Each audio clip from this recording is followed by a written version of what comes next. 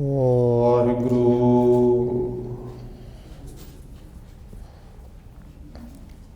ਇੱਕ ਓੰਕਾਰ ਸਤਿਨਾਮ ਕਰਤਾ ਪੁਰਖ ਨਿਰਭਉ ਨਿਰਵੈਰ ਅਕਾਲ ਮੂਰਤ ਅਜੂਨੀ ਸੈਭੰ ਗੁਰ ਪ੍ਰਸਾਦ ਜਿਤਾ ਜੀਉ ਪਿੰਡ ਸਭ ਤੇਰਾ ਤੂੰ ਅੰਤਰਜਾਮੀ ਪੁਰਖ ਭਗਵਾਨ ਦਾਸਣ ਦਾਸ ਕਹਿ ਜਨ ਨਾਨਕ ਜਿਹਾ ਤੂੰ ਕਰਾਹੀ ਤਿਹਾ ਕਰੀ ਵਖਿਆਣਾ ਦਾਸਣ ਦਾਸ ਕਹਿ ਜਨ ਨਾਨਕ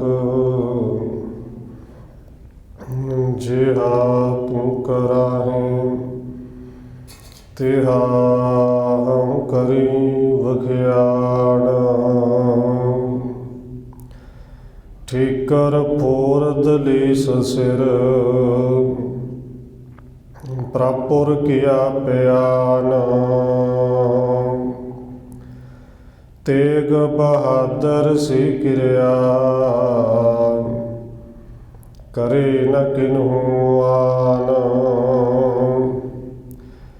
ਤੇਗ ਬਹਾਦਰ ਕੇ ਚਲਤ ਭਇਓ ਜਗਤ ਕੋ ਸੋਕ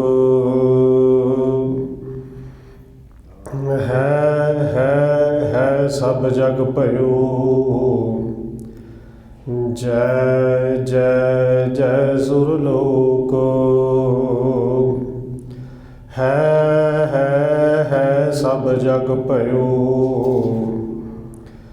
ਜੈ ਜੈ ਜੈ ਸੁਰਲੋਕ।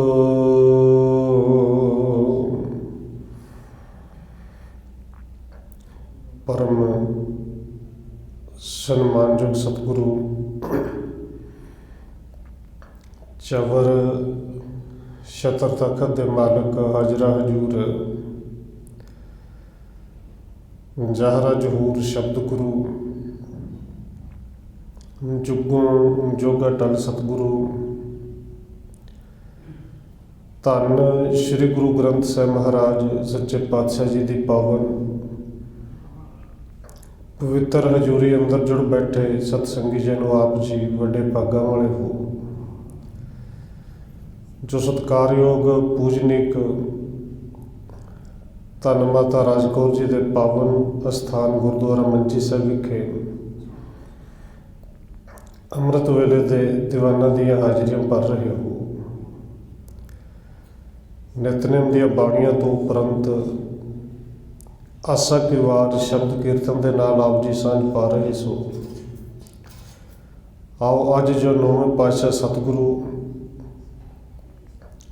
ਧੰਨ ਗੁਰੂ ਤੇਗ ਬਹਾਦਰ ਮਹਾਰਾਜ ਜੀ ਨੇ ਇਸ ਸੰਸਾਰ ਦੇ ਵਿੱਚ ਇੱਕ ਅਨੋਖੀ ਸ਼ਹਾਦਤ ਦਾ ਜਾਮ ਪੀਤਾ।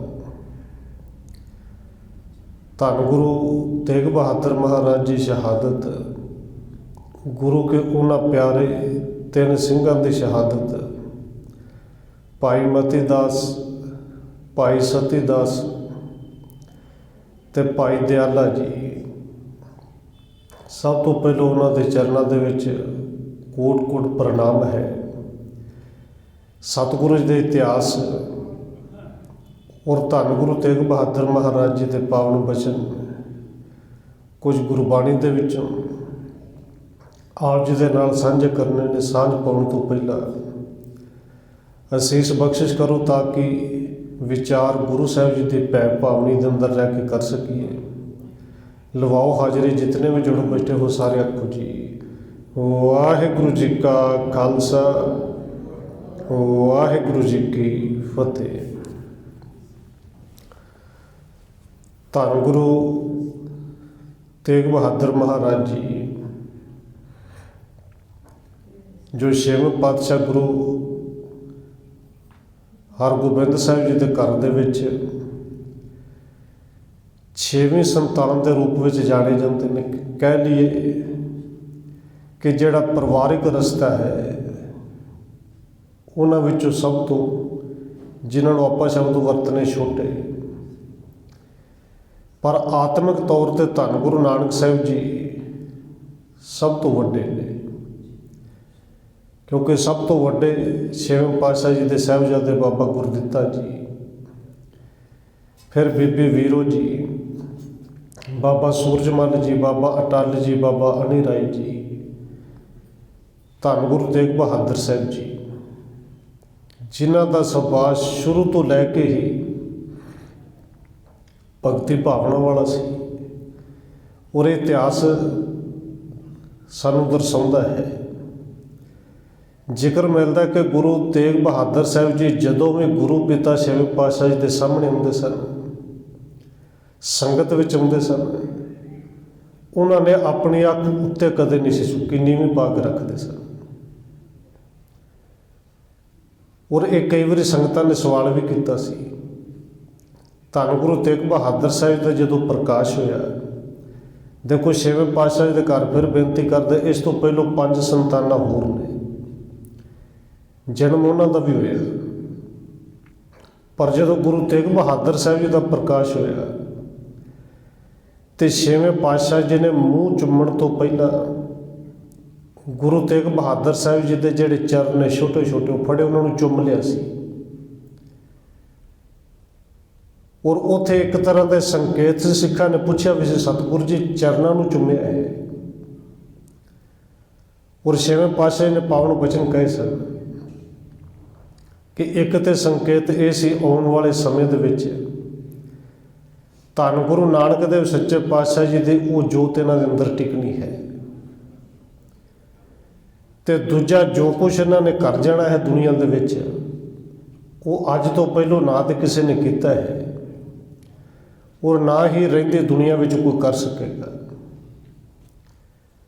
ਦੇਖੋ ਸਮਾਂ ਆਇਆ, ਇਵੇਂ ਦਾ ਭਿਆਨਕ ਆਇਆ, ਇਹ ਆਪ ਜੀ ਜਾਣਦੇ ਹੋ ਕਿ ਗੁਰੂ ਤੇਗ ਬਹਾਦਰ ਸਾਹਿਬ ਸੱਚੇ ਪਾਤਸ਼ਾਹ ਜੀ ਨੇ ਅਨੰਦਪੁਰ ਸਾਹਿਬ ਵਸਾਇਆ। ਔਰ ਪਰਸੋਂ ਬੇਨਤੀ ਕੀਤੀ ਸੀ, ਇਸ ਸਥਾਨ ਦਾ ਨਾਮ ਪਹਿਲੋਂ ਮੱਖੋਵਾਲ ਸੀ। ਧੰਨ ਗੁਰੂ ਤੇਗ ਬਹਾਦਰ ਸਾਹਿਬ ਜੀ ਨੇ ਆਪਣੇ ਮਾਤਾ ਨਾਨਕੀ ਜੀ ਦੇ ਨਾਂ 'ਤੇ ਇਹਦਾ ਨਾਂ ਫਿਰ ਨਾਨਕੀ ਚੱਕ ਰੱਖਿਆ। ਪਰ ਜਦੋਂ ਪੌਣੇ 9 ਕੁ ਸਾਲ ਦੀ ਉਮਰ ਵਿੱਚ, ਅਸਲ ਵਿੱਚ 6 ਸਾਲ ਦੀ ਉਮਰ ਸੀ, ਜਦੋਂ ਗੁਰੂ ਗੋਬਿੰਦ ਰਾਏ ਸਾਹਿਬ ਜੀ ਅਨੰਦਪੁਰ ਸਾਹਿਬ ਆਏ। ਔਰ ਇਹ ਅਨੰਦਪੁਰ ਸਾਹਿਬ ਨਾਂ ਉਦੋਂ ਤੋਂ ਪਿਆ ਜਦੋਂ ਨਮਸਕਾਰ ਕੀਤੀ ਤੇ ਗੁਰੂ ਤੇਗ ਬਹਾਦਰ ਸਾਹਿਬ ਜੀ ਨੇ ਪੁੱਛ ਲਿਆ ਸੀ ਕਿ ਬੇਟਾ ਅੱਜ ਇੰਨਾ ਪ੍ਰਸੰਨ ਕਿਉਂ ਹੈ, ਇੰਨਾ ਖੁਸ਼ ਹੋ ਕੇ ਨਮਸਕਾਰ ਇੱਕ ਬਾਪੂ ਨੂੰ ਹੈ, ਪਿਤਾ ਨੂੰ ਹੈ ਜਾਂ ਗੁਰੂ ਨੂੰ ਹੈ? ਔਰ 6 ਸਾਲ ਦੀ ਉਸ ਉਮਰ ਵਿੱਚ ਗੁਰੂ ਗੋਬਿੰਦ ਸਿੰਘ ਸਾਹਿਬ ਜੀ ਨੇ ਪਾਵਨ ਬਚਨ ਕਹੇ ਸਨ। ਔਰ ਉਹ ਬਾਣੀ ਆਪਾਂ ਪੜ੍ਹਦੇ ਰੋਜ਼ ਹੀ ਹਾਂ। ਸਤਿਗੁਰੂ ਜੀ ਇਹ ਅੱਜ ਖੁਸ਼ੀ ਇਸ ਕਰਕੇ ਹੈ ਕਿ ਆਨੰਦ ਭਇਆ ਮੇਰੀ ਮਾਏ, ਸਤਿਗੁਰੂ ਮੈਂ ਪਾਇਆ। ਅੱਜ ਗੁਰੂ ਦੇ ਦਰਸ਼ਨ ਹੋਏ ਨੇ ਔਰ ਸਤਿਗੁਰੂ ਜੀ ਨੇ ਕਿਰਪਾ ਕੀਤੀ। ਉਸ ਅਸਥਾਨ ਦਾ ਨਾਂ ਉਦੋਂ ਤੋਂ ਹੀ ਅਨੰਦਪੁਰ ਸਾਹਿਬ ਰੱਖਿਆ ਗਿਆ। ਸਮਾਂ ਪਿਆ, ਇੰਨਾ ਭਿਆਨਕ ਆਇਆ ਕਿ ਔਰੰਗਜ਼ੇਬ ਨੇ ਹਿੰਦੁਸਤਾਨ ਦੇ ਵਿੱਚ ਇਹਨਾਂ ਕੁ ਕਹਿ ਹਟਾਇਆ ਕਿ ਕੋਈ ਹਿੰਦੂ ਰਹਿਣ ਨਹੀਂ ਦੇਣਾ। ਜੇ ਕੋਈ ਇਸਲਾਮ ਦੇ ਵਿੱਚ ਆਉਂਦਾ ਤਾਂ ਉਹਨੂੰ ਜੀ ਸਦਕੇ ਇਨਾਮ ਵੀ ਦਿਓ, ਜ਼ਮੀਨਾਂ ਵੀ ਦਿਓ, ਲਾਲਚ ਵੀ ਦਿਓ। ਜੇ ਨਹੀਂ ਆਉਂਦਾ ਤੇ ਉਹਨੂੰ ਖਤਮ ਕਰ ਦਿਓ। ਔਰ ਇਤਿਹਾਸ ਵਿੱਚ ਤੇ ਵੀ ਆਇਆ ਕਿ 1.25 ਮਣ ਜੰਜੂ ਰੋਜ਼ ਦੇ ਲਾਏ ਜਾਂਦੇ ਸਨ। 1.25 ਮਣ ਜੰਜੂ ਕਿੰਨਾ ਭਾਰ ਹੈ ਜੀ? ਹਜ਼ਾਰਾਂ ਲੱਖਾਂ ਦੀ ਗਿਣਤੀ ਨਾਲ ਰੋਜ਼ ਕਤਲ ਕੀਤੇ ਜਾਂਦੇ ਨੇ। ਤੇ ਜਦੋਂ ਕਤਲ ਕਰ ਕਰਕੇ ਇਹ ਥੱਕਿਆ ਨਹੀਂ, ਇਹਦੇ ਅੰਦਰ ਬਿਲਕੁਲ ਰਹਿਮ ਨਹੀਂ ਆਈ। ਇਹਨੇ ਇੱਕ ਹੁਕਮ ਕੀਤਾ ਸੀ, ਸ਼ੇਰ ਅਫਗਾਨ ਜੋ ਉਸ ਵੇਲੇ ਕਸ਼ਮੀਰ ਦਾ ਸੂਬੇਦਾਰ ਹੈ, ਕਿਤੇ ਕਸ਼ਮੀਰ ਦੇ ਲੋਕ ਉਹ ਪੰਡਤ ਨੇ, ਵਿਦਵਾਨ ਨੇ, ਪੜ੍ਹੇ ਲਿਖੇ ਨੇ ਕਿ ਇਹਨਾਂ ਦੇ ਕਹੇ ਹੋਏ ਤੇ ਤਕਰੀਬਨ ਸਾਰੇ ਹਿੰਦੂ ਚੱਲਦੇ ਨੇ। ਇਹ ਪੰਡਤ, ਇਹ ਬ੍ਰਾਹਮਣ, ਜੇ ਇਹ ਕਿਤੇ ਹਿੰਦੂ ਬਣ ਜਾਣ ਤੇ ਸਾਨੂੰ ਬਹੁਤ ਕਤਲਾਗਾਰਦ ਕਰਨ ਦੀ ਲੋੜ ਵੀ ਨਹੀਂ ਪਵੇ। ਇਹਨਾਂ ਨੇ ਕਸ਼ਮੀਰ ਦੇ ਵਿੱਚੋਂ ਜਿਹੜੇ ਪੜ੍ਹੇ ਲਿਖੇ ਨੇ, ਜਿਹੜੇ ਵੱਡੇ ਵੱਡੇ ਵਿਦਵਾਨ ਪੰਡਤ ਨੇ, ਉਹਨਾਂ ਨੂੰ ਫੜ ਫੜ ਕੇ ਮਾਰਨਾ ਸ਼ੁਰੂ ਕੀਤਾ। ਔਰ ਇਹ ਆਪ ਜੀ ਜਾਣਦੇ ਹੋ ਕਿ ਉਹ ਪੰਡਤਾਂ ਨੇ ਕੋਈ ਥਾਂ ਨਹੀਂ ਛੱਡੀ, ਕਿਉਂਕਿ ਫਰਿਆਦ ਤੇ ਕਰਨੀ ਹੁੰਦੀ ਸਮੇਂ ਦੇ ਹਾਕਮ ਕੋਲ, ਤੇ ਜਦੋਂ ਹਾਕਮ ਹੀ ਜ਼ਾਲਮ ਬਣ ਜੇ ਫਿਰ ਫਰਿਆਦ ਕਰਨ ਦਾ ਹੋਰ ਟਿਕਾਣਾ ਕਿਹੜਾ ਹੈ। ਇਹਨਾਂ ਨੇ ਦੇਵੀ ਦੇਵਤਿਆਂ ਨੂੰ ਬਥੇਰਾ ਮਨਾਇਆ, ਅਮਰਨਾਥ ਤੱਕ ਵੀ ਜਾ ਕੇ ਆਏ। ਪਰ ਇਹਨਾਂ ਪੰਡਤਾਂ ਦੇ ਵਿੱਚੋਂ ਮੁਖੀ ਪੰਡਤ ਕਿਰਪਾ ਰਾਮ, ਉਹਨੂੰ ਕਿਸੇ ਨੇ ਦੱਸਿਆ, ਦੇਖ ਤੁਹਾਡੀ ਇਸ ਮੁਸ਼ਕਿਲ ਸਮੇਂ ਦੇ ਵਿੱਚ ਜੇ ਕੋਈ ਬਾਂਹ ਫੜ ਸਕਦਾ ਹੈ, ਉਹ ਧੰਨ ਗੁਰੂ ਹਰਗੋਬਿੰਦ ਸਾਹਿਬ ਜੀ ਦੇ ਪੁੱਤਰ ਗੁਰੂ ਤੇਗ ਬਹਾਦਰ ਸਾਹਿਬ ਜੀ ਨੇ, ਜਿਹੜੇ ਅਨੰਦਪੁਰ ਸਾਹਿਬ ਦੇ ਵਿੱਚ ਬੈਠੇ ਨੇ। ਇਹ ਕਿਰਪਾ ਰਾਮ ਦੇ ਅਗਵਾਈ ਦੇ ਹੇਠ ਕਸ਼ਮੀਰ ਦੇ ਦੁਖੀ ਪੰਡਤ ਜਿਹੜੇ ਨੇ ਅਨੰਦਪੁਰ ਸਾਹਿਬ ਆਏ ਸਨ। ਦੀਵਾਨ ਸਜਿਆ ਹੋਇਆ ਹੈ, ਔਰ ਇਹਨਾਂ ਦੀਆਂ ਅੱਖਾਂ ਦੇ ਵਿੱਚੋਂ ਹੰਝੂ ਹੀ ਨਹੀਂ, ਕੇਵਲ ਭੂਬਾ ਮਾਰ ਕੇ ਰੋਂਦੇ ਵੀ ਨਜ਼ਰ ਆਏ। ਉਦੋਂ ਗੁਰੂ ਗੋਬਿੰਦ ਸਿੰਘ ਸਾਹਿਬ ਜੀ, ਭਾਵੇਂ ਨਾਮ ਗੋਬਿੰਦ ਰਾਏ ਸੀ, ਪਰ ਗੁਰੂ ਗੋਬਿੰਦ ਸਿੰਘ ਸਾਹਿਬ ਸ਼ਬਦ ਵਰਤਾਂਗੇ, ਉਹਨਾਂ ਨੇ ਸਤਿਗੁਰੂ ਜੀ ਨੂੰ ਕਿਹਾ ਕਿ ਸਤਿਗੁਰੂ ਜੀ, ਇਹਨਾਂ ਦੀ ਅੱਖਾਂ ਵਿੱਚੋਂ ਹੰਝੂ ਕਿਉਂ ਨੇ। ਔਰ ਧੰਨ ਗੁਰੂ ਤੇਗ ਬਹਾਦਰ ਸਾਹਿਬ ਜੀ ਕਹਿੰਦੇ ਨੇ ਕਿ ਪੁੱਤਰ, ਇਹਨਾਂ ਦਾ ਧਰਮ ਖਤਰੇ ਵਿੱਚ ਹੈ। ਕੱਲਾ ਧਰਮ ਨਹੀਂ, ਇਹਨਾਂ ਦੇ ਜਾਨਾਂ ਜਿਹੜੀਆਂ ਨੇ ਬਿਲਕੁਲ ਖਤਰੇ ਦੇ ਵਿੱਚ ਨੇ, ਤੇ ਗੁਰੂ ਪਿਤਾ ਇਹਨਾਂ ਦੀਆਂ ਜਾਨਾਂ ਬਚ ਸਕਦੀਆਂ ਨੇ। ਸਤਿਗੁਰੂ ਕਹਿੰਦੇ ਨੇ ਜ਼ਰੂਰ ਬਚ ਸਕਦੀਆਂ ਨੇ, ਬਸ ਕੋਈ ਇੱਕ ਮਹਾਂਪੁਰਸ਼ ਕਰਨੀ ਵਾਲਾ ਹੋਵੇ, ਉਹ ਦਿੱਲੀ ਦੇ ਵਿੱਚ ਜਾ ਕੇ ਆਪਣੀ ਜਾਨ ਦੇਵੇ, ਆਪਣਾ ਸੀਸ ਦੇ ਦੇਵੇ, ਤੇ ਇਹਨਾਂ ਦੇ ਸਿਰ ਜਿਹੜੇ ਨੇ ਧੜਾਂ ਤੇ ਸਲਾਮਤ ਰਹਿ ਸਕਦੇ ਨੇ। ਉਦੋਂ ਗੁਰੂ ਗੋਬਿੰਦ ਰਾਏ ਸਾਹਿਬ ਜੀ ਨੇ ਪੌਣੇ 9 ਸਾਲ ਦੀ ਉਮਰ ਤੇ ਹੱਥ ਜੋੜ ਕੇ ਕਿਹਾ, ਸਤਿਗੁਰੂ ਜੀ, ਤੁਹਾਡੇ ਤੋਂ ਮਹਾਂਪੁਰਸ਼ ਦੁਨੀਆ ਦੇ ਵਿੱਚ ਵੱਡਾ ਹੋਰ ਕਿਹੜਾ ਹੋ ਸਕਦਾ ਹੈ। ਨਾ ਕੋਈ ਹੋਇਆ ਔਰ ਹਕੀਕਤ ਹੈ, ਨਾ ਕੋਈ ਹੋਣਾ ਹੈ। ਔਰ ਗੁਰੂ ਤੇਗ ਬਹਾਦਰ ਸਾਹਿਬ ਜੀ ਉੱਥੇ ਮੁਸਕਰਾਏ ਵੀ ਸਨ। ਨਾਲੇ ਬਚਨ ਕਹੇ ਕਿ ਗੋਬਿੰਦ ਰਾਏ, ਮੈਂ ਤੇ ਚਲੇ ਜਾਵਾਂਗਾ, ਪਰ ਯਾਦ ਰੱਖੀ ਤੇਰੇ ਸਿਰ ਤੋਂ ਉੱਤੋਂ ਇੱਕ ਪਿਓ ਦਾ ਸ਼ਾਨ ਜਿਹੜਾ ਹੈ ਉਹ ਹਮੇਸ਼ਾ ਲਈ ਛਾਇਆ ਉੱਠ ਜਾਣੀ ਹੈ। ਔਰ ਸਤਿਗੁਰੂ ਗੋਬਿੰਦ ਰਾਏ ਸਾਹਿਬ ਜੀ ਉਦੋਂ ਕਹਿੰਦੇ ਨੇ ਗੁਰੂ ਪਿਤਾ ਕਿ ਜੇ ਮੇਰੇ ਸਿਰ ਤੋਂ ਪਿਤਾ ਦੀ ਛਾਇਆ ਉੱਠ ਜਾਏ ਤੇ ਉਹਦੇ ਬਦਲੇ ਲੱਖਾਂ ਦੇ ਪਿਤਾ ਜਿਹੜੇ ਨੇ, ਲੱਖਾਂ ਬੱਚਿਆਂ ਦੇ ਪਿਤਾ ਦੀ ਛਾਇਆ ਉਹਨਾਂ ਦੇ ਸਿਰ ਤੇ ਬਚ ਜਾਏ, ਤੇ ਫਿਰ ਵੀ ਇਹ ਸੌਦਾ ਮਾੜਾ ਤੇ ਨਹੀਂ। ਇੱਕ ਜੇ ਮੈਂ ਯਤੀਮ ਹੋ ਜਾਵਾਂ ਤੇ ਲੱਖਾਂ ਯਤੀਮ ਹੋਣ ਤੋਂ ਬਚ ਜਾਣ, ਤੇ ਇਸ ਤੋਂ ਵੱਡੀ ਚੰਗੀ ਗੱਲ ਹੋਰ ਕਿਹੜੀ ਹੈ। ਉੱਥੇ ਸਤਿਗੁਰੂ ਧੰਨ ਗੁਰੂ ਤੇਗ ਬਹਾਦਰ ਸਾਹਿਬ ਜੀ ਨੇ ਫਿਰ ਕਿਰਪਾ ਵੀ ਕੀਤੀ, ਗੋਬਿੰਦ ਰਾਏ ਪੁੱਤਰ, ਇਹ ਜਿਹੜੀ ਜ਼ਿੰਮੇਵਾਰੀ ਤੈਨੂੰ ਦੇ ਕੇ ਚੱਲਿਆ, ਦਿੱਲੀ ਜਾਣ ਦੀ ਤਿਆਰੀ ਕੀਤੀ, ਇਹ ਭਾਰ ਬੜਾ ਵੱਡਾ ਹੈ। ਔਰ ਸਤਿਗੁਰੂ 10ਵੇਂ ਪਾਤਸ਼ਾਹ ਜੀ ਕਹਿੰਦੇ ਨੇ, ਪਿਤਾ ਜੀ, ਭਾਵੇਂ ਸਰੀਰ ਕਰਕੇ ਤੁਹਾਡਾ ਛਾਇਆ ਮੇਰੇ ਤੇ ਨਹੀਂ ਹੋਏਗਾ, ਪਰ ਤੁਹਾਡਾ ਹੱਥ ਤੇ ਮੇਰੇ ਸਿਰ ਤੇ ਰਹਿਣਾ ਹੈ। ਤੇ ਜਦੋਂ ਐਸੇ ਸਮਰੱਥ ਗੁਰੂ ਦਾ ਹੱਥ ਸਿਰ ਦੇ ਉੱਤੇ ਹੋਵੇ, ਫਿਰ ਸਿਰ ਤੇ ਭਾਰ ਇੱਕ ਪੰਡ ਦੇ ਕੀ, ਭਾਵੇਂ ਪਹਾੜ ਵੀ ਰੱਖ ਦਿੱਤਾ ਜਾਏ, ਫਿਰ ਵਜ਼ਨ ਥੋੜ੍ਹੀ ਲੱਗਦਾ ਹੈ, ਫਿਰ ਭਾਰ ਥੋੜ੍ਹੀ ਹੈ। ਉੱਥੇ ਗੁਰੂ ਸਾਹਿਬ ਜੀ ਨੇ ਉਹਨਾਂ ਕਸ਼ਮੀਰੀ ਪੰਡਤਾਂ ਨੂੰ ਹੌਸਲਾ ਵੀ ਦਿੱਤਾ, ਜਿਨ੍ਹਾਂ ਨੇ ਆ ਕੇ ਪੁਕਾਰ ਕੀਤੀ ਸੀ ਕਿ ਬਾਂਹ ਸਾਡੀ ਪਕੜੀਏ, ਹਰ ਗੋਬਿੰਦ ਕੇ ਨੰਦ, ਹਰਗੋਬਿੰਦ ਸਾਹਿਬ ਜੀ ਦੇ ਪੁੱਤਰ ਸ੍ਰੀ ਗੁਰੂ ਤੇਗ ਬਹਾਦਰ ਸਾਹਿਬ ਜੀ, ਤੁਹਾਡੇ ਤੋਂ ਬਿਨਾਂ ਕੋਈ ਨਹੀਂ ਬਾਂਹ ਫੜਨ ਵਾਲਾ। ਉੱਥੇ ਗੁਰੂ ਤੇਗ ਬਹਾਦਰ ਸਾਹਿਬ ਜੀ ਫਿਰ ਕਿਰਪਾ ਕਰਦੇ ਨੇ, ਨਾਲ ਕੁਝ ਬੀਬੀਆਂ ਵੀ ਆਈਆਂ ਨੇ, ਔਰ ਭਾਵੇਂ ਇਹ ਬੋਲ ਇੱਕ ਕਵੀ ਦੇ ਲਿਖੇ ਹੋਏ ਨੇ।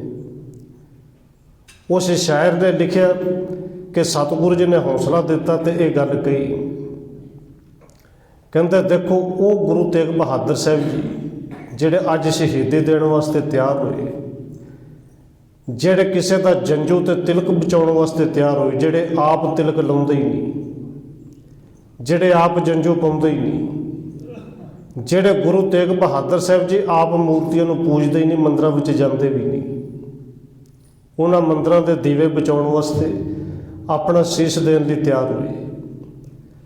ਔਰ ਉਹ ਧੰਨ ਗੁਰੂ ਨਾਨਕ ਦੇਵ ਸੱਚੇ ਪਾਤਸ਼ਾਹ ਜੀ ਦੀ ਜੋਤ ਕਿ ਜਦੋਂ 9 ਸਾਲ ਦੀ ਉਮਰ ਵਿੱਚ ਜੰਝੂ ਪਾਉਣ ਲੱਗੇ ਸਨ ਤੇ ਗੁਰੂ ਸਾਹਿਬ ਜੀ ਕਹਿੰਦੇ ਨੇ ਇਹ ਜਿਹੜਾ ਕਰਮਕਾਂਡੀ ਜੰਝੂ ਹੈ, ਜਦ ਧੱਕੇ ਦਾ ਪਾਇਆ ਹੋਇਆ ਜੰਝੂ ਅਸੀਂ ਪਾਉਣਾ ਨਹੀਂ। ਔਰ ਸਤਿਗੁਰੂ ਜੀ ਜਦੋਂ ਬਾਣੀ ਪੜ੍ਹੀ ਹੈ, ਬਾਣੀ ਦੇ ਮੁਤਾਬਕ ਗੁਰੂ ਸਾਹਿਬ ਜੀ ਨੇ ਮਨਾ ਤਾਂ ਕੀਤਾ ਹੀ ਨਹੀਂ ਸੀ ਕਿ ਨਾ ਪਾਓ, ਸਗੋਂ ਇਹ ਕਿਹਾ ਸੀ ਹੈ ਤਾਂ ਪਾਂਡੇ ਘੱਟ ਜੰਝੂ ਉਹ ਪਾ ਜਿਹੜਾ ਅਸੀਂ ਦੱਸਨੇ ਹਾਂ। ਇੱਕ ਪਾਸੇ ਜੰਝੂ ਪਾਇਆ ਨਹੀਂ ਤੇ ਦੂਜੇ ਪਾਸੇ ਅੱਜ ਗੁਰੂ ਤੇਗ ਬਹਾਦਰ ਸਾਹਿਬ ਜੀ ਕਹਿੰਦੇ ਨੇ ਭਾਈ ਤੁਹਾਡਾ ਜੰਝੂ ਲੈਣ ਵੀ ਨਹੀਂ ਦੇਣਾ। ਗੱਲ ਤੇ ਧੱਕੇ ਸੀ, ਉੱਥੇ ਵੀ ਧੱਕਾ ਹੋ ਰਿਹਾ ਸੀ, ਉੱਥੇ ਧਰਮ ਦੇ ਨਾਂ 'ਤੇ ਹੋ ਰਿਹਾ ਸੀ, ਇੱਥੇ ਜ਼ੁਲਮ ਦੇ ਨਾਂ 'ਤੇ ਧੱਕਾ ਹੋ ਰਿਹਾ ਹੈ। ਉਹ ਇਹਨੂੰ ਵੀ ਧਰਮ ਦਾ ਹੀ ਨਾਂ ਦਿੰਦੇ ਨੇ। ਔਰ ਸਤਿਗੁਰੂ ਜੀ ਨੇ ਪਾਵਨ ਬਚਨ ਕਹੇ, ਭਾਵੇਂ ਬੋਲ ਕਵੀ ਦੇ ਨੇ, ਸਤਿਗੁਰ ਕਹਿਆ ਬੱਚਿਓ ਤੁਸੀਂ ਘਰੀ ਜਾਵੋ, ਸਿਰ ਦੇ ਕੇ ਸਤ ਬਚਾਂਗ ਗਵੇ। ਉੱਥੇ ਸਤਿਗੁਰੂ ਜੀ ਕਹਿੰਦੇ ਨੇ ਹਿੰਦੁਸਤਾਨ ਦੇ ਬੁੱਝ ਰਹੇ ਦੀਵੇ ਅੰਦਰ, ਜਾਂ ਇਹ ਸ਼ਬਦ ਵਰਤੇ ਕਿ ਹਿੰਦੂ ਧਰਮ ਦੇ ਬੁੱਝ ਰਹੇ ਦੀਵੇ ਅੰਦਰ ਤੇਲ ਆਪਣੇ ਲਹੂ ਦਾ ਪਾਂਗਾ ਮੈਂ, ਕਹਿੰਦੇ ਪਾਇਆ ਦੇਸ਼ ਦੀਆਂ ਜੜ੍ਹਾਂ ਅੰਦਰ ਲਹੂ ਆਪਣਾ। ਭਾਰਤ ਵਰਸ਼ ਤਾਂ ਫਲ ਰਿਹਾ ਹੈ, ਅੱਜ ਵੀ ਹਿੰਦੂ ਮੰਦਿਰਾਂ ਦੇ ਵਿੱਚ ਖੂਨ ਗੁਰੂ ਤੇਗ ਬਹਾਦਰ ਦਾ ਬਲ ਰਿਹਾ ਹੈ। ਸਤਿਗੁਰੂ ਜੀ ਨੇ ਉੱਥੇ ਹੌਸਲਾ ਦਿੱਤਾ। ਇਹ ਜਿਹਨੇ ਕਸ਼ਮੀਰੀ ਪੰਡਤ ਸਨ ਇਹ ਵਾਪਸ ਗਏ ਤੇ ਗੁਰੂ ਸਾਹਿਬ ਜੀ ਨੇ ਕਿਹਾ ਸੀ ਜਾ ਕੇ ਕਹਿ ਦੀ ਉਸ ਸ਼ੇਰ ਅਫਗਾਨ ਨੂੰ ਕਿ ਸਾਨੂੰ ਸਾਰਿਆਂ ਨੂੰ ਫੜ ਫੜ ਕੇ ਡਰਾਉਣ ਦਾ, ਇਹ ਲਾਲਚ ਦੇਣ ਦਾ ਕੋਈ ਮਤਲਬ ਨਹੀਂ। ਹਾਂ, ਇੱਕ ਗੁਰੂ ਤੇਗ ਬਹਾਦਰ ਸਾਹਿਬ ਜੀ ਨੇ, ਸਾਡੇ ਆਗੂ ਨੇ, ਬਸ ਉਹਨਾਂ ਨੂੰ ਮੁਸਲਮਾਨ ਬਣਾ ਲਓ, ਅਸੀਂ ਆਪਣੇ ਆਪ ਹੀ ਇਹ ਜੰਝੂ ਲਾ ਕੇ ਅਸੀਂ ਆਪਣੇ ਆਪ ਮੁਸਲਮਾਨ ਬਣ ਜਾਵਾਂਗੇ। ਔਰ ਦੇਖੋ ਉਹ ਕਿਰਪਾ ਰਾਮ ਇਹ ਗੱਲ ਗੁਰੂ ਸਾਹਿਬ ਜੀ ਨੇ ਕਹੀ ਤੇ ਭਰੋਸਾ ਵੀ ਨੂੰ ਕਿੰਨਾ ਕੁ ਵੱਜਿਆ ਹੋਵੇਗਾ ਕਿ ਜਿਹੜੇ ਗੁਰੂ ਸਾਹਿਬ ਜੀ ਨੇ ਬਾਂਹ ਫੜਦੇ ਹੁਣ ਛੱਡਦੇ ਨਹੀਂ। ਔਰ ਭੱਟ ਚਾਂਦ ਜੀ ਕਹਿੰਦੇ ਨੇ ਬਾਂਹ ਜਿਨ੍ਹਾਂ ਦੀ ਪਕੜੀਏ ਸਿਰ ਦੀਜੇ ਬਾਂਹ ਨਾ ਛੋੜੀਏ, ਕਿ ਇਹਨਾਂ ਨੇ ਬਾਂਹ ਨਹੀਂ ਛੱਡਣੀ। ਉਹ ਕਿਰਪਾ ਰਾਮ ਜਿਹੜਾ ਸ਼ੇਰ ਅਫਗਾਨ ਦਾ ਨਾਂ ਸੁਣ ਕੇ ਡਰ ਜਾਂਦਾ ਸੀ, ਬੁੱਲ ਸੁੱਕਦੇ ਸਨ, ਅੱਜ ਸ਼ੇਰ ਅਫਗਾਨ ਦੇ ਸਾਹਮਣੇ ਜਾ ਕੇ ਕਹਿੰਦਾ ਹੈ ਕਿ ਸ਼ੇਰ ਅਫਗਾਨ ਇਹ ਕਤਲੇਆਮ ਬੰਦ ਕਰ। ਇੱਕ 9ਵੇਂ ਪਾਤਸ਼ਾਹ ਗੁਰੂ ਤੇਗ ਬਹਾਦਰ ਸਾਹਿਬ ਜੀ ਜਾ ਕੇ ਉਹਨਾਂ ਨੂੰ ਗ੍ਰਿਫਤਾਰ ਕਰ। ਸਾਡੇ ਆਗੂ ਨੇ ਤੇ ਜੇ ਉਹਨਾਂ ਨੇ ਇਸਲਾਮ ਕਬੂਲ ਕਰ ਲਿਆ, ਸੱਚ ਜਾਣੀ, ਅਸੀਂ ਬਿਨਾਂ ਕਹਿਣ ਤੋਂ ਸਾਰੇ ਹੀ ਮੁਸਲਮਾਨ ਬਣ ਜਾਵਾਂਗੇ। ਸ਼ੇਰ ਅਫਗਾਨ ਨੇ ਇਹ ਜਿਹੜੀ ਖਬਰ ਸੀ ਨੌਰੰਗੇ ਤੱਕ ਪਹੁੰਚਾਈ, ਔਰੰਗਜ਼ੇਬ ਨੂੰ। ਔਰੰਗਜ਼ੇਬ ਜਿਹੜਾ ਕਿਤੇ ਨਾ ਕਿਤੇ ਬੜਾ ਪ੍ਰਸੰਨ ਹੈ, ਕਿਤੇ ਕੰਮ ਹੀ ਬੜਾ ਸੌਖਾ ਹੋ ਗਿਆ ਕਿ ਉਹਨਾਂ ਨੂੰ ਲਾਲਚ ਦਿਆਂਗੇ, ਡਰਾਵਾਂਗੇ, ਮੌਤ ਤੋਂ ਡਰਦਾ ਕਿਹੜਾ ਨਹੀਂ ਮੰਨਦਾ। ਇਹ ਤਾਂ ਸਾਰੇ ਦੇ ਸਾਰੇ ਮੇਰਾ ਧਰਮ ਜਿਹੜਾ ਇਸਲਾਮ ਹੈ ਵਧੇ ਫੁੱਲੇਗਾ ਬੜਾ। ਇਹਨੇ ਗੁਰੂ ਤੇਗ ਬਹਾਦਰ ਸਾਹਿਬ ਜੀ ਨੂੰ ਗ੍ਰਿਫਤਾਰ ਕਰਨ ਦੇ ਹੁਕਮ ਵੀ ਜਾਰੀ ਕਰ ਦਿੱਤੇ। ਇੱਧਰੋਂ ਧੰਨ ਗੁਰੂ ਤੇਗ ਬਹਾਦਰ ਸਾਹਿਬ ਜੀ ਆਪ ਦਿੱਲੀ ਗ੍ਰਿਫਤਾਰੀ ਦੇਣ ਵਾਸਤੇ ਜਾਂਦੇ ਨੇ। ਧੰਨ ਮਾਤਾ ਨਾਨਕੇ ਜੀ ਗੁਰੂ ਤੇਗ ਬਹਾਦਰ ਸਾਹਿਬ ਜੀ ਦੇ ਮਾਤਾ, ਉਹਨਾਂ ਦੇ ਚਰਨਾਂ 'ਚ ਨਮਸਕਾਰ ਕੀਤੀ। ਔਰ ਮਾਂ ਨੂੰ ਪਤਾ ਹੈ ਕਿ ਇਹ ਪੁੱਤਰ ਅੱਜ ਚੱਲਿਆ ਹੈ ਤੇ ਮੁੜ ਕੇ ਇਕੱਲਾ ਸੀਸ ਵਾਪਸ ਆਉਣਾ ਹੈ। ਮਾਤਾ ਗੁਜਰ ਕੌਰ ਜੀ ਗੁਰੂ ਸਾਹਿਬ ਜੀ ਦੇ ਮਹਿਲ ਜਾਣ ਲੱਗਿਆ ਇੱਕੋ ਗੱਲ ਕਹਿੰਦੇ ਨੇ ਕਿ ਤੁਸੀਂ ਨਾਲ ਸੋ। ਤੇ ਔਖੇ ਤੋਂ ਔਖਾ ਸਮਾਂ ਜਿਹੜਾ ਉਹ ਜਰ ਲਿਆ। ਧੰਨ ਗੁਰੂ ਤੇਗ ਬਹਾਦਰ ਸਾਹਿਬ ਜੀ ਕਹਿੰਦੇ ਨੇ ਗੁਜਰੀ ਜੀ ਇਹ ਇਕੱਲਾ ਸੀਸ ਇੱਕ ਨਹੀਂ ਆਉਣਾ, ਕਿ ਔਰੰਗਜ਼ੇਬ ਨੇ ਸਿਰ ਵੱਢਦੇ ਹੋਇਆ ਨਾ ਤੇ ਅੱਕਣਾ ਹੈ ਨਾ ਥੱਕਣਾ ਹੈ, ਨਾ ਉਹਦੇ ਹੱਥ ਕੰਬਣੇ ਨੇ। ਇਹ ਸ਼ਹੀਦੀਆਂ ਅੱਗੇ ਹੋਰ ਵੀ ਬੜੀਆਂ ਹੋਣੀਆਂ ਨੇ। ਔਰ ਗੁਰੂ ਸਾਹਿਬ ਦਾ ਸਾਰਾ ਪਰਿਵਾਰ ਹੀ ਸ਼ਹੀਦ ਹੈ।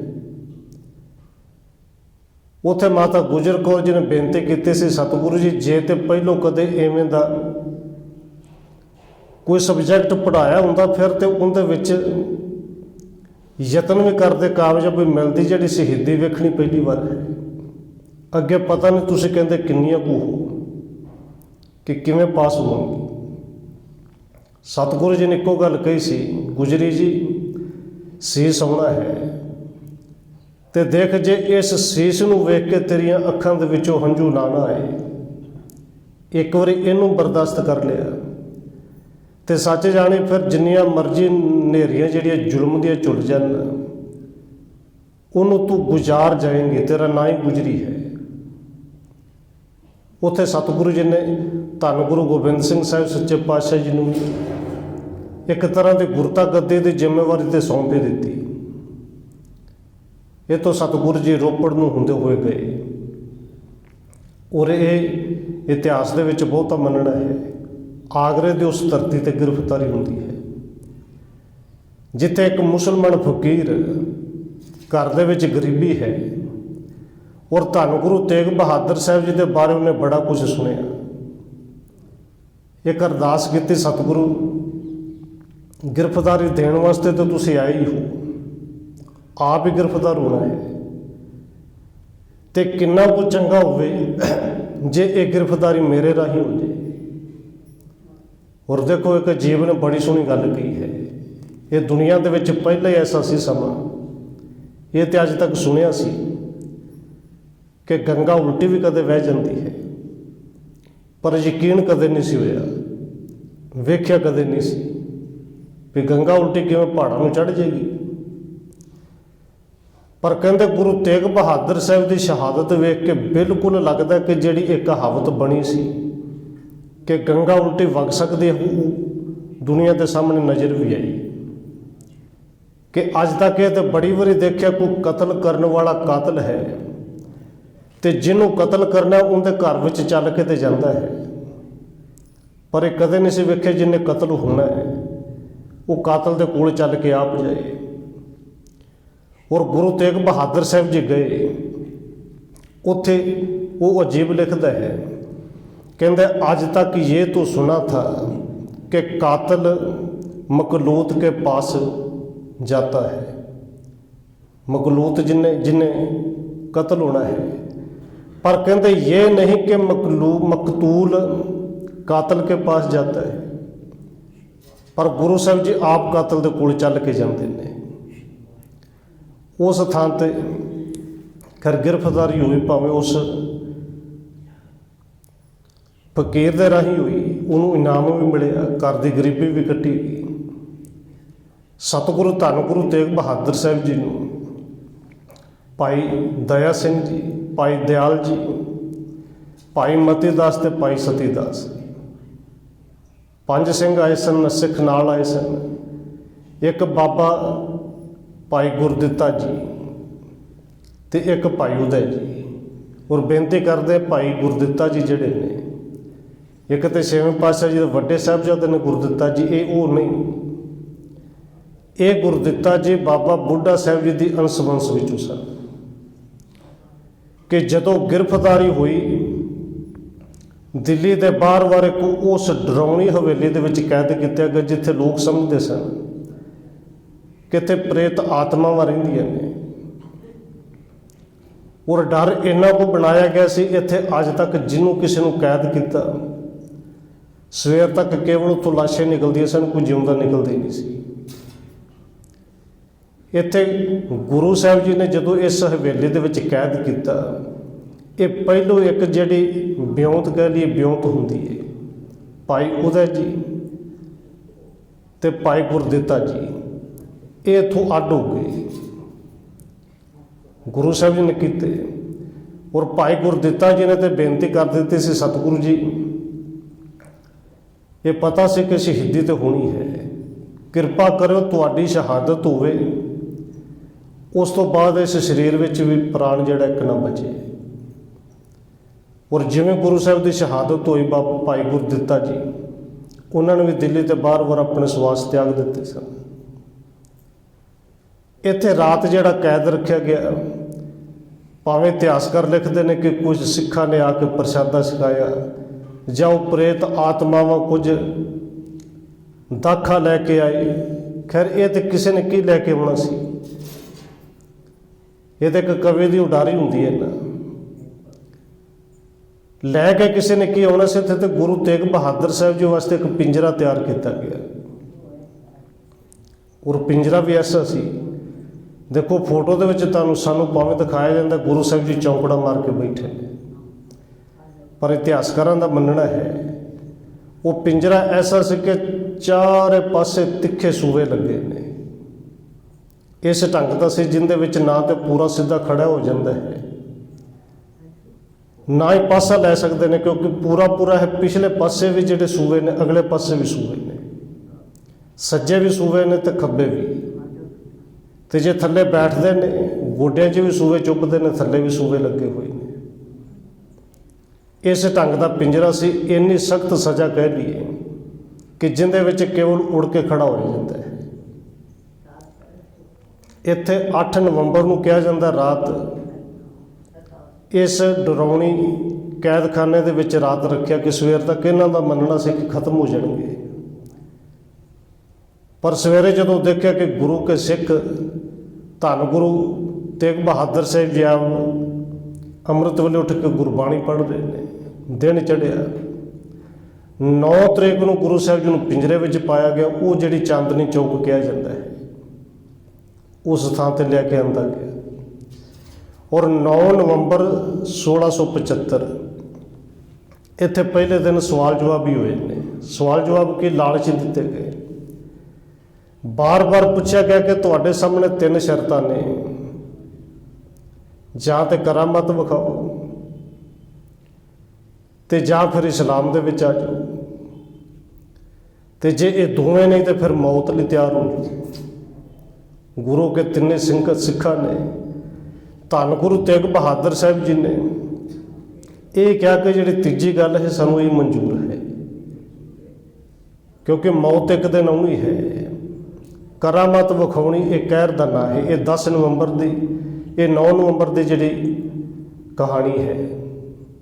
9 ਨਵੰਬਰ ਨੂੰ ਫਿਰ ਵਾਪਸ ਕੈਦਖਾਨੇ ਵਿੱਚ ਲਿਆਂਦਾ ਗਿਆ। 10 ਨਵੰਬਰ ਨੂੰ ਫਿਰ ਲੈ ਕੇ ਆਏ ਔਰ 10 ਨਵੰਬਰ ਨੂੰ ਹੁਣ ਸ਼ਹੀਦੀਆਂ ਹੋਣੀਆਂ ਸ਼ੁਰੂ ਹੋਈਆਂ। ਭਾਈ ਮਤੀ ਦਾਸ ਜਦੋਂ ਸਤਿਗੁਰੂ ਜੀ ਦਾ ਪਿੰਜਰਾ ਵੇਖਦੇ ਨੇ ਬਿਲਕੁਲ ਸਾਹਮਣੇ ਹੈ, ਤੇ ਭਾਈ ਮਤੀ ਦਾਸ ਨੇ ਗੁਰੂ ਸਾਹਿਬ ਦੇ ਚਰਨਾਂ ਵਿੱਚ ਹੱਥ ਜੋੜ ਕੇ ਬੇਨਤੀ ਕੀਤੀ ਸੀ। ਇਹ ਕਾਦੇ ਵੀ ਸੁਣ ਰਿਹਾ ਹੈ, ਉੱਥੇ ਜਿਹੜੇ ਜਲਾਦ ਨੇ ਉਹ ਵੀ ਸੁਣ ਰਹੇ ਨੇ, ਉੱਥੋਂ ਦਾ ਦਰੋਗਾ ਹੋਰ ਜਿਹੜੇ ਫੌਜਦਾਰ ਨੇ ਉਹ ਵੀ ਸੁਣ ਰਹੇ ਨੇ। ਭਾਈ ਮਤੀ ਦਾਸ ਕਹਿੰਦਾ ਸਤਿਗੁਰੂ ਧੰਨ ਗੁਰੂ ਤੇਗ ਬਹਾਦਰ ਸਾਹਿਬ ਜੀ ਦੇ ਇਸ ਤਰ੍ਹਾਂ ਹਾਲਤ ਵੇਖ ਕੇ, ਪਿੰਜਰਾ ਵੇਖ ਕੇ, ਕਿ ਸਤਿਗੁਰੂ ਜੀ ਕਿਰਪਾ ਕਰੋ, ਹੁਕਮ ਦਿਓ, ਮੈਂ ਦਿੱਲੀ ਤੇ ਲਾਹੌਰ ਦੀ ਇੱਟ ਦੇ ਨਾਲ ਇੱਟ ਖੜਕਾ ਦਿਆਂ, ਇਹਨਾਂ ਨੂੰ ਚੁੱਕ ਕੇ ਆਪਸ ਵਿੱਚ ਪੜਾ ਦਿਆਂ। ਤੇ ਧੰਨ ਗੁਰੂ ਤੇਗ ਬਹਾਦਰ ਸਾਹਿਬ ਜੀ ਮੁਸਕਰਾ ਕੇ ਕਹਿੰਦੇ ਨੇ ਕਿ ਮਤੀ ਦਾਸ ਬੜੀਆਂ ਤਾਕਤਾਂ ਆਈਆਂ, ਬੜੀਆਂ ਸ਼ਕਤੀਆਂ ਨੇ, ਇਹ ਤੇ ਦੱਸ ਤਾਕਤਾਂ ਲਈਆਂ ਕਿੱਥੋਂ, ਆਈਆਂ ਕਿੱਥੋਂ। ਔਰ ਭਾਈ ਮਤੀ ਦਾਸ ਹੱਥ ਜੋੜ ਕੇ ਕਹਿੰਦਾ ਸਤਿਗੁਰੂ ਜੀ ਤੁਹਾਡੇ ਚਰਨਾਂ ਵਿੱਚ ਤੁਹਾਡੀ ਸੇਵਾ ਕਰਕੇ। ਹੁਣ ਗੁਰੂ ਤੇਗ ਬਹਾਦਰ ਸਾਹਿਬ ਜੀ ਕਹਿੰਦੇ ਨੇ ਜਿਨ੍ਹਾਂ ਦੀ ਸੇਵਾ ਕਰਕੇ ਤੇਰੇ ਕੋਲ ਇੰਨੀਆਂ ਤਾਕਤਾਂ ਆ ਗਈਆਂ ਨੇ, ਤੇ ਫਿਰ ਇਹ ਸੋਚ ਕੇ ਸਾਡੇ ਕੋਲੇ ਤਾਕਤਾਂ ਨਹੀਂ, ਜੇ ਕੰਮ ਕਰਨਾ ਹੁੰਦਾ ਸੀ ਇੱਥੇ ਆਉਣੇ ਕਦੇ ਨਹੀਂ ਸੀ। ਜੇ ਇਹ ਤਾਕਤਾਂ ਮਿਲੀਆਂ ਨੇ ਸੇਵਾ ਕਰਕੇ, ਸਿਮਰਨ ਕਰਕੇ, ਇਹਨਾਂ ਨੂੰ ਜਰ, ਇਹਨਾਂ ਨੂੰ ਬਰਦਾਸ਼ਤ ਕਰ, ਭਾਣੇ ਦੇ ਅੰਦਰ ਰਹੇ। ਔਰ ਇਹ ਕਾਦੇ ਸੁਣ ਕੇ ਹੈਰਾਨ ਸਨ ਕਿ ਗੁਰੂ ਕੇ ਸਿੱਖ ਕੋਲ ਇੰਨੀ ਤਾਕਤ ਹੋਵੇਗੀ। ਇਹਨੇ ਸਭ ਤੋਂ ਪਹਿਲਾਂ ਭਾਈ ਮਤੀ ਦਾਸ ਨੂੰ ਕਿਹਾ ਕਿ ਵਿਖਾ ਕਰਾਮਤ, ਤੂੰ ਤੇ ਦਿੱਲੀ ਤੇ ਲਾਹੌਰ ਨੂੰ ਆਪਸ ਵਿੱਚ ਪੜਾਉਣ ਲਈ ਤਿਆਰ ਸੀ, ਵਿਖਾ ਕਰਾਮਤ, ਪੜਾ, ਕਿੰਨੀ ਕੁ ਤਾਕਤ ਹੈ। ਤੇ ਭਾਈ ਮਤੀ ਦਾਸ ਜੀ ਨੇ ਉਦੋਂ ਇਹ ਪਾਵਨ ਬਚਨ ਵੀ ਕਹੇ ਸਨ, ਬਾਬਾ ਫਰੀਦ ਜੀ ਦਾ ਪਾਵਨ ਬਚਨ ਵੀ ਹੈ ਕਿ ਤਾਕਤਾਂ ਬੜੀਆਂ ਨੇ, ਪਰ ਗੁਰੂ ਦੇ ਸਿੱਖ ਲਈ ਸਭ ਤੋਂ ਵੱਡੀ ਤਾਕਤ ਹੈ ਕਿ ਗੁਰੂ ਦੇ ਭਾਣੇ ਨੂੰ ਮੰਨ ਜਾਵੇ। ਗੁਰੂ ਦੀ ਕਿਰਪਾ ਨਾਲ ਤਾਕਤਾਂ ਦੀ ਕਮੀ ਕੋਈ ਨਹੀਂ, ਪਰ ਗੁਰੂ ਦੇ ਸਿੱਖ ਲਈ ਸਭ ਤੋਂ ਖੁਸ਼ੀ ਇਹ ਕਿ ਗੁਰੂ ਦੀ ਖੁਸ਼ੀ ਨੂੰ ਲੈ ਲਵੇ। ਔਰ ਬਾਬਾ ਫਰੀਦ ਜੀ ਨੇ ਪਾਵਨ ਬਚਨ ਕਿਹਾ ਹੈ, ਤਾਣ ਹੁੰਦੇ ਹੋਏ ਨਿਤਾਣਾ, ਤਾਕਤਾਂ ਬੜੀਆਂ ਹੋਣ पर विखाए ना। इत्थे भाई मते दास नूं कादी फिर भी सवाल करता है, जे ताकत नहीं विखाउणी, करामत नहीं विखाउणी, फिर इस्लाम कबूल कर। और भाई मते दास जी कहते ने तो हो ही नहीं सकता, फिर मौत लिए तैयार हो जा। तो भाई मते दास जी कहते ने मौत लिए से तैयार हो के आए हैं। हुणे एक कादी है, उत्थे जलाद है, और कवियां ने भावें बोल लिखे ने कि कादी कहता है कि देख उस बादशाह का हुक्म आया है मते दास तेरे वास्ते कि मते दास नूं छड्ड दिता जाए, मते दास नूं जमीनां दित्तियां जाण। जे किसी राजदा ने सूबेदार बनने नूं सूबेदार बना दिता जाए, राज पाग दे दिता जाए, पर उनके वास्ते सिर्फ एक गल कहनी है कि गुरु तेग बहादुर साहब साडे गुरु ने, सिर्फ इन्ना ही कहना कि मैं इन्हां दा सिख नहीं। तो भाई मते दास जी कहते हैं ये जबान वड्डी ते जा सकती है, पर यह कदे इस जबान दे विचों ये कदे नहीं निकलेगा कि मैं गुरु दा सिख नहीं। उत्थे कादी ने फिर कहा, सामने जलाद खड़े ने, आरा उन्होंने हथ विच दंदे तिखे ने, फट्टे जड़े ने तैयार कर दिते गए ने कि मते दास एक पासे दुनिया दी सुख सहूलतां ने ते दूसरे पासे ये तिखे दंदियां वाला आरा है। हुण दोवां च चोण कर कि तैनूं की चाहिदा है।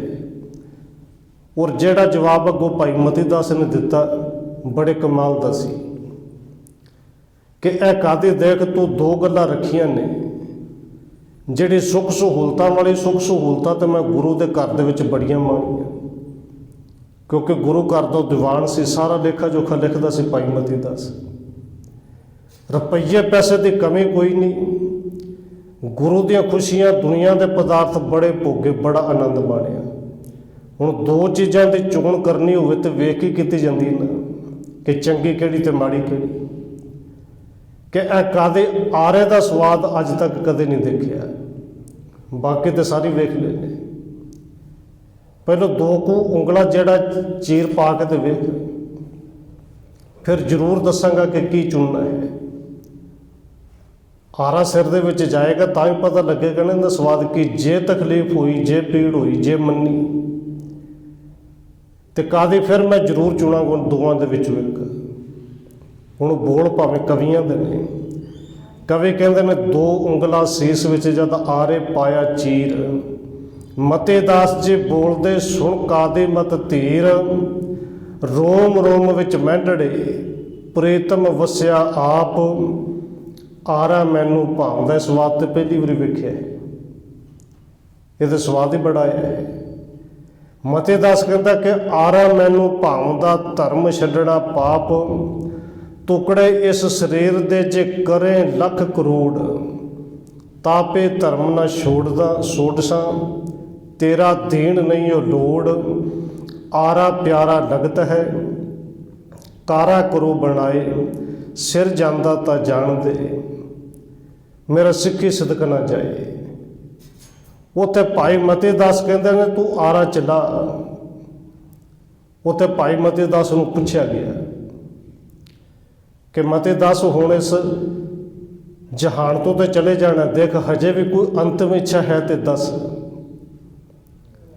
भाई मते दास कहते ने दो अंतिम इच्छावां ने, लगदा नहीं तुसीं पूरी करोगे, जे करोगे तो वो जरूर सुनो कि दस किहड़ियां इच्छावां ने। भाई मते दास जी कहते ने जदों आरे दे नाल तुसीं मैनूं वड्डोगे, चीरोगे, बस पहले इच्छा तो जिहड़ा मेरा मूँह है वो मेरे गुरु दे, मेरे पातशाह के सामने होवे। हुण ये मूँह गुरु वाले पासे क्यों हुए? क्योंकि भाई मते दास ने बाबा कबीर जी की बाणी पढ़ी है, तो केवल पढ़ी नहीं, उन्होंने अपने अंदर वसाया भी है कि गुरु का मूँह सामने होवे, गुरु के वल मूँह होवे, ते आरे नाल भावें चेरिया जाए आरा प्यारा लगता है, पर जे किते गुरु पिठ दे दे या गुरु वाले पिठ हो जाए तो आरे नालों ज़्यादा तकलीफ है। वो बोल भावें बाबा कबीर जी के बचन ने कि करवत भला ना करवट तेरी, लाग गले सुन बेनती मेरी, हों वारी मुख फेर प्यारे, करवट दे मोकू काहे को मारे। करवत कहते ने आरा, करवट पिठ देनी। करवत भला है पर तेरी पिठ जे हो जाए उनके वर्गी तकलीफ दुनिया के विच होर कोई नहीं। हुणे कह दिता गया कि मूँह तेरा गुरु वाले रखांगे, दूसरी इच्छा दस। तो भाई मती दास जी कहते ने कि देख हुण सिर दे विच आरा तो तू पा ही दिता है, चेर दो कुंगला जिहड़ा वो आ गया है, पर मैं चाहुंदा कि तू काहली ना करी। मैं जपजी साहिब का पाठ शुरू कर लग्या ते आहिस्ता आहिस्ता आरे नूं चलाई, ये जबान कट्टी जाए वड्डी जाए, उस तो पहलों मैं जपजी साहिब का भोग पा दिया। उधरों धन गुरु तेग बहादुर साहब जी सुनते ने ते आवाज़ देख के कहते ने मती दास जबान दे जे टुकड़े भी कर देना ते तेरा जपजी साहब कोई नहीं रोक सकता। वड्डी हुई जबान दे विचों ते की जे दो टुकड़े भी हो जाए तो जपजी साहब फिर भी कोई नहीं रोक सकते। तो अंदर का प्यार होना चाहिए है। और किवें गुरु साहब ने उत्थे उदाहरण दी, कहते कहो नानक हर भज मना, जेह बिद जल को मीन मीन मच्छी। हुणे उदाहरण एवं थोड़ी दी। इस उदाहरण को भाई मती दास जी ने अपने शरीर के उत्ते हंडा के विखाया कि जे गुरु साहब जी मच्छी के उदाहरण देंदे ने, देखो मच्छी का पानी नाल कितना प्यार है, जिन्होंने गुरु साहब जी ने पावन बचने भी कहे ने कि रे मन ऐसी हरसो प्रीत कर, जैसी मछली नीर। मछली का नीर नाल कितना को प्यार है।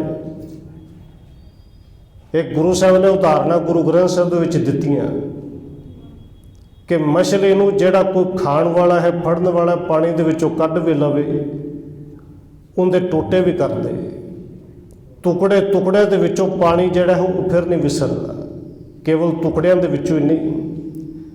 गुरु साहब तो कहते मच्छी नूं चुल्हे दे उत्ते रख के कई तरीकों के नाल रिन के बना के खाण वाला खा भी जाए, तो खा के सौंदा तो अगे भी है, पर जेडे खाण वाले नूं जानते हैं जिद्दन मच्छी खाधी होवे पानी कोल ही रखना पैंदा है। जे एक मच्छी जिहड़ी पेट दे विच जाके भी पानी दे नालों टुटदी नहीं, पानी नूं विसारदी नहीं, तो भाई मती दास ये यारा तेरे जपजी साहब नूं कित्थे रोक लेगा।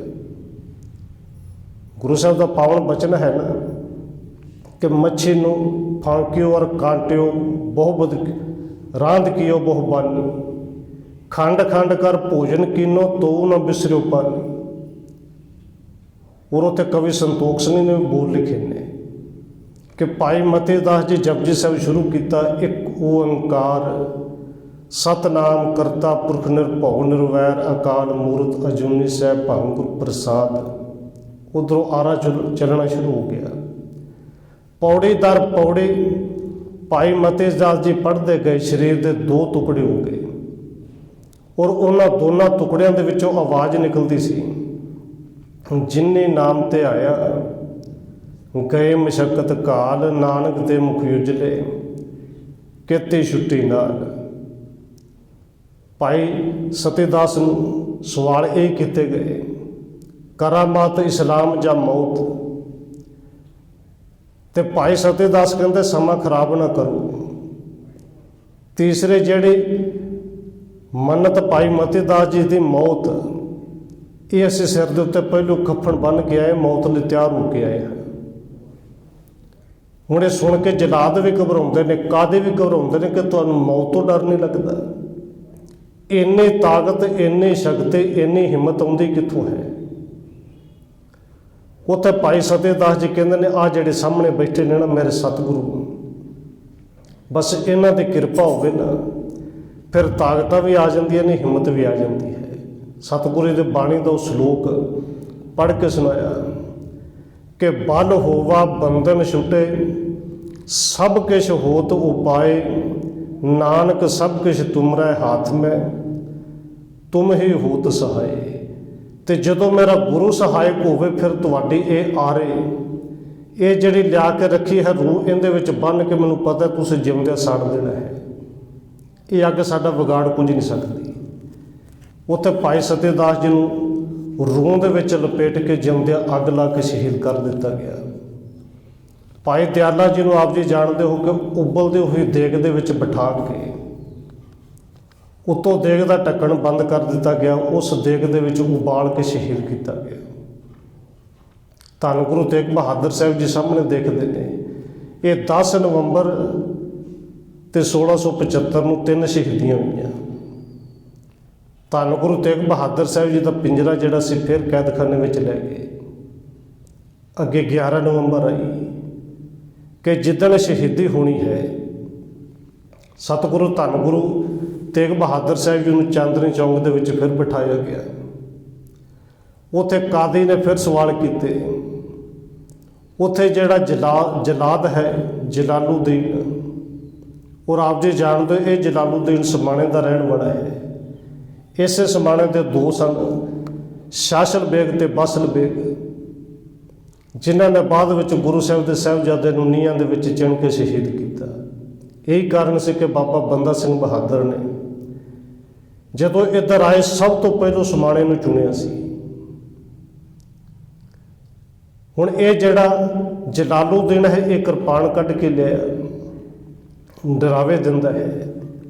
ਕਾਦੀ ਜਿਹੜਾ ਹੈ ਸਾਹਮਣੇ ਆ ਕੇ ਗੁਰੂ ਸਾਹਿਬ ਜੀ ਨੂੰ ਕਹਿੰਦਾ ਕਿ ਦੇਖ ਮੈਂ ਖਾਨਦਾਨੀ ਕਾਦੀ ਹਾਂ, ਅੱਜ ਤੱਕ ਜਿਹੜਾ ਫਤਵਾ ਸਾਡੇ ਵੱਡੇ ਵਡੇਰਿਆਂ ਨੇ ਜਾਂ ਮੈਂ ਲਾ ਦਿੱਤਾ ਉਹ ਫਤਵਾ ਕਦੇ ਮੁੜਿਆ ਨਹੀਂ।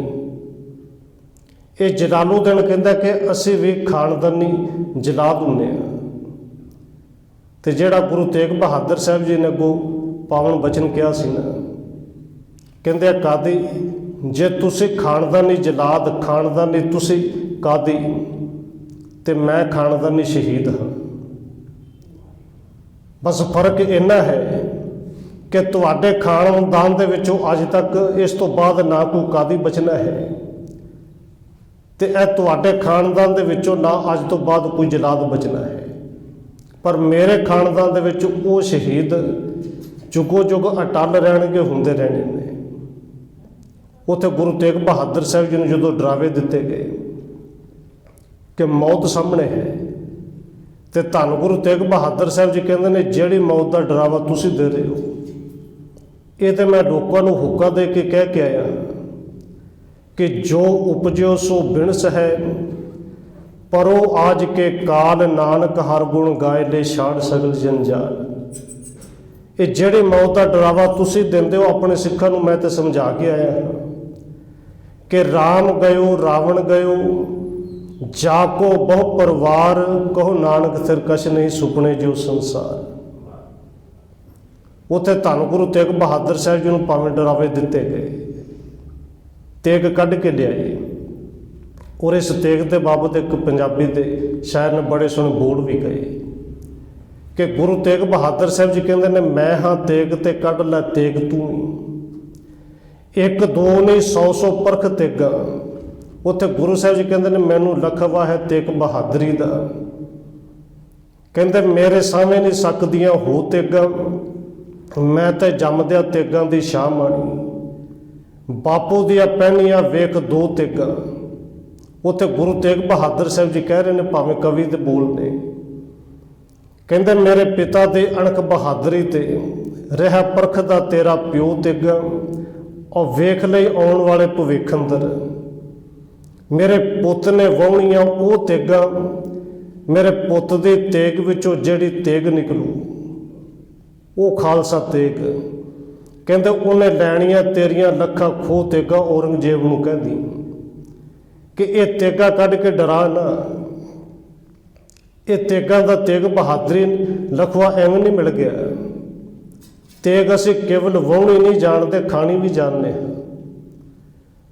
उत्थे धन गुरु तेग बहादुर साहब जी ने इशनान किया है।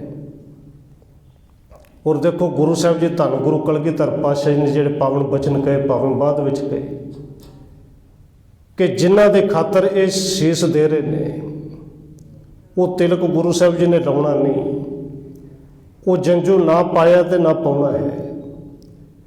पर नाल ये भी कहा कि ना धक्के दे नाल पाया है तो ना किसी का लैण देना है। गुरु कलगीधर पातशाह ने उत्थे बोल के तिलक जंजू राखा प्रभ ताका, ताका उन्हां दा, ना तिलक जंजू नाल अपना कोई वास्ता ना रखना है, पर जेड़े पाउंदे ने उन्हां दा लैण नहीं देना। कहते तिलक जंजू राखा प्रभ ताका, कीनो बड़ो कलू मैं साका, साधन हेत इति जन करी शीश दिया पर सिर न दिया। उत्थे गुरु साहब ने पावन बचन कहे ठीकर फोर दलीस सिर।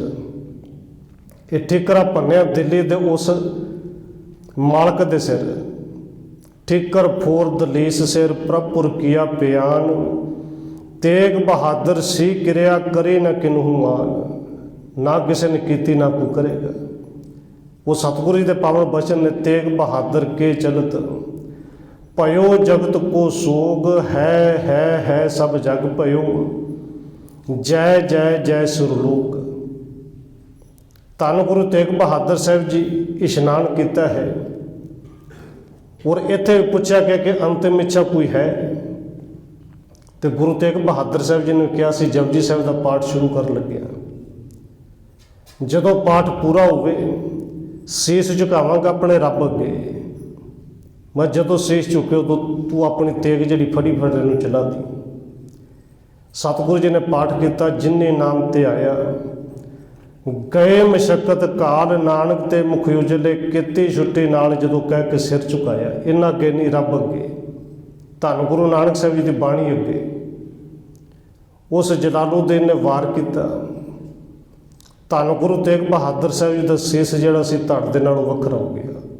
और साडा इतिहास कहता है भाई जैता जी वो जिहड़े 10 नवंबर की रात सारे रात नहीं सुते, सारे रात गुरु गुरु करदे सतगुरु के चरणों च अरदास करते हैं कि सतगुरु जी सवेरे तुहाडे शीश नूं लैके जाना है, किरपा करो तुहाडे शीश नूं वेख के अखां दे विच हंझू ना आउण, तुहाडे शीश नूं चुकण दी हिम्मत जिहड़ी है मेरे अंदर बनी रहे। वो अमृत वेले उठ के इशनान करके तैयार होए ने, मौका वेखदे ने कि जदों शीश धड़ तो अलग होया और इतिहास लिखदा उत्थों जोर दी जिहड़ी हनेरी आई, उस हनेरी दे विच भाई जैता जी ने वो शीश चुकिया, कपड़ियां दे विचों लिटिया, अपनी छाती दे नाल लाया, उत्थों भाई जैता जी शीश लैके गए। और इस शीश लैके भाई जैता जी ने आनंदपुर साहब तक पहुँचते ने 5 पड़ाव किए कि जिहड़ा सब तो पहला पड़ाव है बागपत, ये यूपी का इलाका पैंदा है। भाई जैता जी ने पहले दिन दिल्ली नूं पार किया, 40 को पिंडा तय किया। 11 नवंबर में शाम हो गई, हनेरा पै गया जदों बागपत पहुँचते हैं। इत्थे एक दरगाह है जिथे एक मुसलमान फकीर है हजरत वाहुद्दीन। इन्हें जदों पूछा कि भाई कौन, तो भाई जैता जी ने एको गल कही कि गुरु तेग बहादुर साहब का सिख है। इस हजरत वाहुद्दीन ने सिख नूं जी आया कहा, तो गुरु तेग बहादुर साहब जी बारे पूछता है कि उन्हां दा हाल सुनाओ। उन्हां दे दर्शन करन दी बड़ी तंग है। तो उदों भाई जैता जी ने किरपा की, वो जिहड़ा शीश सी उहदे तो कपड़ा लाया, तो कहते गुरु तेग बहादुर साहब जी का कल्ला ही शीश है। जिथे सतगुरु जी ने किरपा की शरीर के विच रहिंदियां गुरु साहब के शरीर ने भी शीश ने भी इन्नियां रहमतां वंडियां कि आखिरी ख्वाहिश सी हजरत वाहुद्दीन कहते दर्शनां दी, ते सतगुरु जी दर्शन इस ढंग नाल देने सन। हजरत वाहुद्दीन के उत्थे भुब्बा निकल आईयां, पर उन्हें एक कृष्णपाल है हिंदू वीर है, भाई जैता जी ने उनके घर भेजिया कि कुछ ना कुछ छक लो, भावें लंघना के अंदर की सी, पर 5 दिन का सफ़र करना है, सारा दिन तुसीं कल नूं चलना है। कुछ ना कुछ छकिया, रात उत्थे कड्ढी, दूजे दिन सफ़र फिर तय किया। और ये जिहड़ा कृष्णपाल है ਇਹਨੇ ਸਾਰੀ ਰਾਤ ਗੁਰੂ ਸਾਹਿਬ ਦੇ ਸੀਸ ਦੀ ਸੇਵਾ ਕੀਤੀ। ਅੱਗੇ 12 ਤਰੀਕ ਸ਼ਾਮ ਨੂੰ ਤੀਸਰਾ ਪੜਾਅ ਜਿਹੜਾ ਹੈ ਉਹ ਕੀਤਾ ਤਰਾਵੜੀ ਦੇ ਵਿੱਚ। ਇੱਥੇ ਆਪ ਜੀ ਜਾਣਦੇ ਕਿ ਇੱਕ ਧੋਬੀ ਹੈ, ਗੁਰੂ ਘਰ ਦਾ ਪ੍ਰੇਮੀ ਹੈ। ਇੱਕ ਬੜੀ ਸੋਹਣੀ ਚਾਦਰ ਜਿਹੜੀ ਉਹਨੇ ਬਣਾ ਕੇ ਰੱਖੀ ਕਿ ਕਿਤੇ ਗੁਰੂ ਸਾਹਿਬ ਜੀ ਆਉਣ, ਉਹਨਾਂ ਦੀ ਸੇਵਾ ਕਰਨੀ ਹੈ। ਤੇ ਰਾਤ ਦੇ ਸਮੇਂ ਜਦੋਂ ਭਾਈ ਜੈਤਾ ਜੀ ਝਾੜੀਆਂ ਦੇ ਵਿੱਚ ਆਵਾਜ਼ ਪੈਰਾਂ ਦੀ ਸੁਣਦਾ ਹੈ, ਧੋਬੀ ਜਿੰਦਾ ਨਾਮ ਦੇਵਾ ਰਾਮ ਲਿਖਿਆ ਹੈ, ਇਹਨੇ ਪੁੱਛਿਆ ਕੌਣ? ਆਵਾਜ਼ ਇੱਥੋਂ ਵੀ ਆਈ ਸੀ ਗੁਰੂ ਤੇਗ ਬਹਾਦਰ ਸਾਹਿਬ ਦਾ ਸਿੱਖ। ਤੇ ਦੇਵਾ ਰਾਮ ਕਹਿੰਦਾ ਇੱਕ ਸਿੱਖ ਹੋ ਕੇ ਸਿੱਖ ਦਾ ਘਰ ਹੋਵੇ ਤੇ ਉਹ ਦੂਜਾ ਸਿੱਖ ਝਾੜੀਆਂ ਦੇ ਵਿੱਚ।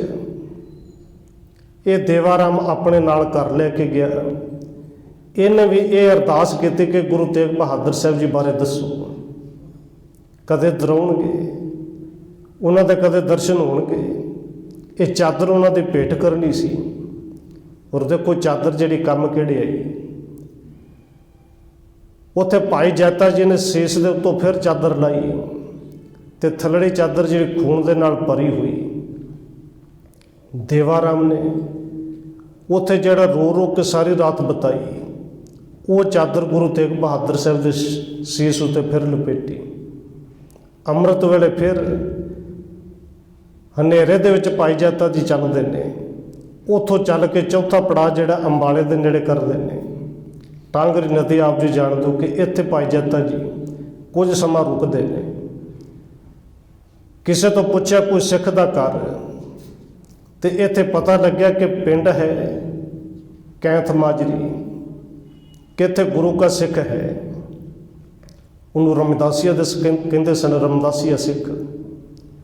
ਤੇ ਇਹਦਾ ਨਾਮ ਜਿਹੜਾ ਸੇਵਾ ਰਾਮ ਹੈ, ਪਹਿਲੋਂ ਦੇਵਾ ਰਾਮ ਤੇ ਇਹ ਰਾਮਦੇਵ ਹੈ।